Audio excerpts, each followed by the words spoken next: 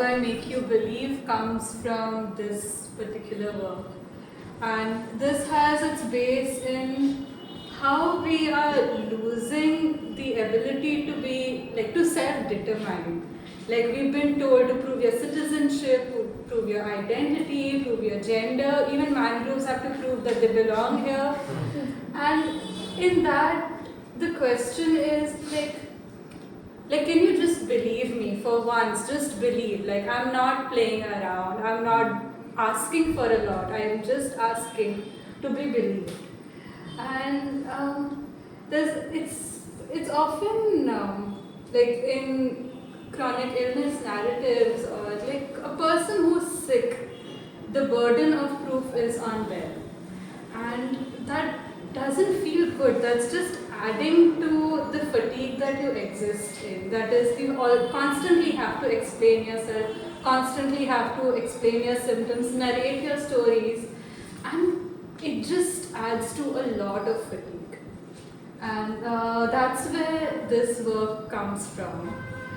Moving on to this work, where in chronic illness terminology, there is one word that gets used often is I don't have enough spoons for that.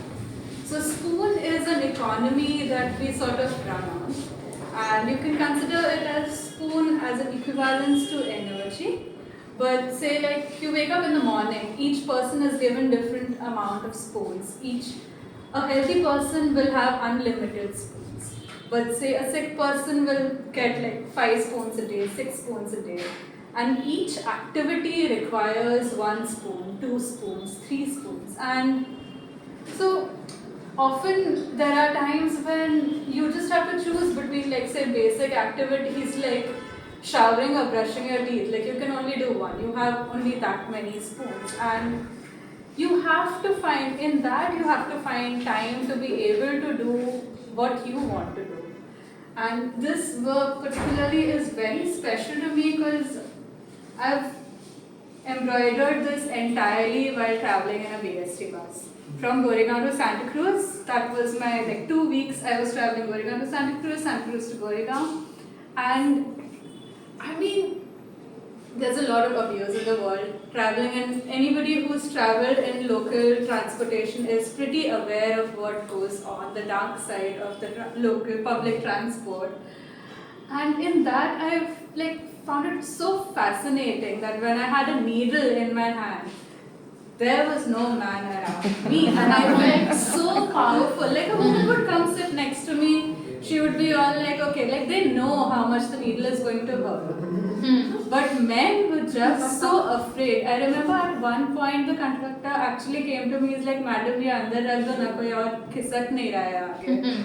And I was like, okay, I'll keep it inside. So it's basically, you just do the work when you have time.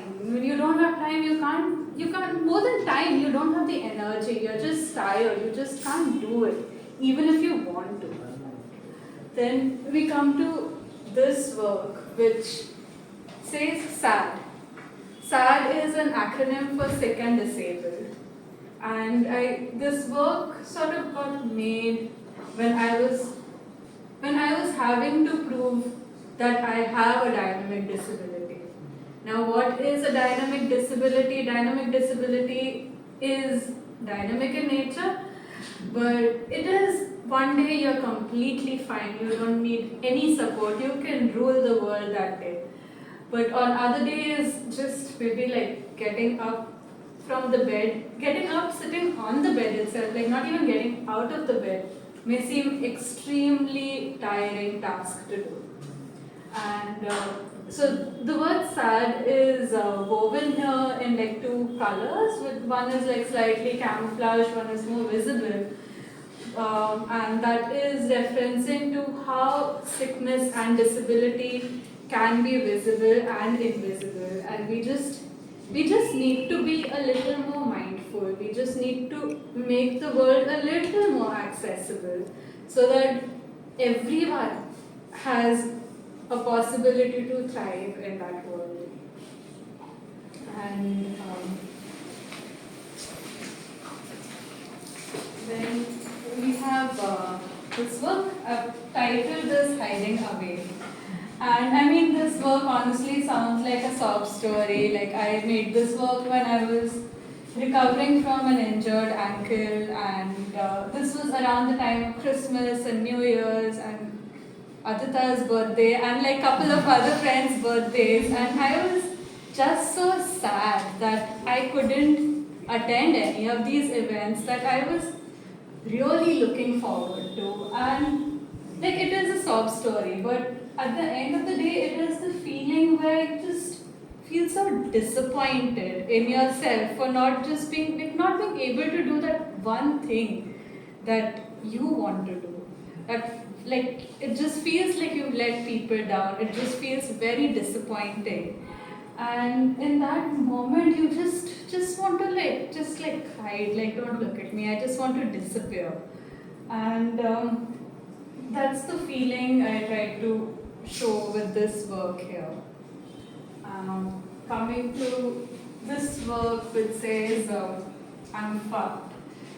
This is something that I call like a letter from me to the neighborhood and society, because when you look around, like nothing seems to be right, nothing seems to be fine.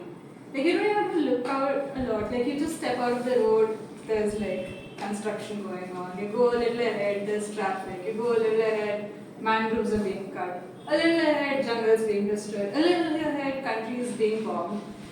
And for what joy?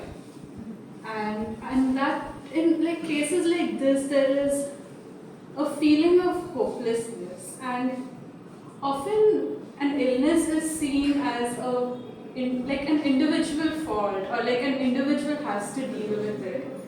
But it is our environment that also affects the health. And I mean, I'm seeing these Instagram reels of like doctors who are saying that since the genocide in Gaza has started, because of the amount of bomb, because of the bombing the bomb has caused, and because of the stress that has caused, patients are coming in more often with flare-ups. So it is all connected at the end, and you're just like, I'm just done. And which leads to this work, which is titled I Am Tired. And it is a poem I wrote a while ago. And the poem is about how I'm just tired of everything. Like there is no energy left. And it is embroidered in this way. I've used cross-stitch embroidery in this typeface called Ikat, which is designed by typography artist Lipi. And the idea behind it being like, I want everybody to experience what it is like to live a life of somebody who is live a life as with chronic fatigue. Like this is supposed the act of reading, if you've learned how to read, is supposed to be a simple activity. It shouldn't take too much effort. But to make reading a tiring activity, an easy activity, I want to show that like brushing my teeth is difficult. It's not easy. Talking is difficult, reading is difficult. And that's the intention behind this work. We have, there is this little doll that I've made out of my own hair. And the work has been titled as Rot Disguised as Rest. And well, like, I constantly find myself just like rotting away on my bed because I just don't have the strength in me to do anything at that point. And to everyone it does look like, and also like to certain parts of me it feels like, okay, I'm just resting, I'm just taking my time, I'm just relaxing. But that rot doesn't really do anything. You're just stuck in a funk. And it is not like just sleeping, like for a person with chronic fatigue, sleeping is not really a restful activity. You don't know if you'll wake up feeling rested or feeling more tired. And the work comes from that. And then we have work over here. which is, works like this is the one that I started my embroidery journey with, where in lockdown and diagnosis of my illness happened around the same time. And around that time, I found this Facebook group called Profanity Embroidery Group, which is dedicated to simply like just rude embroideries. And at that time, in that confusion, in that hopelessness, in the guilt, in the anger, and all the mixed emotions that I was feeling because of the lockdown, because of this global pandemic that has happened, and on top of that, I am also ill. Like, what is this? It can't just like be a little easy. And that's when I started embroidering a lot of profanities, and that is how I got into embroidery.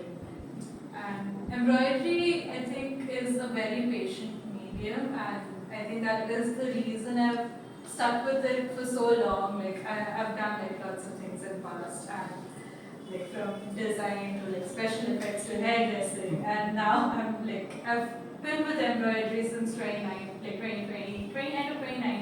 2020, yeah, around that time. And it is such a patient material. Like it just waits for you. I can pick up an embroidery today. If I'm tired, I'll leave it. I can come back to it tomorrow, day after a year. It doesn't care. It's just there waiting for me. The needle will be there, the thread will be there, the cloth will be there. And we have the last work of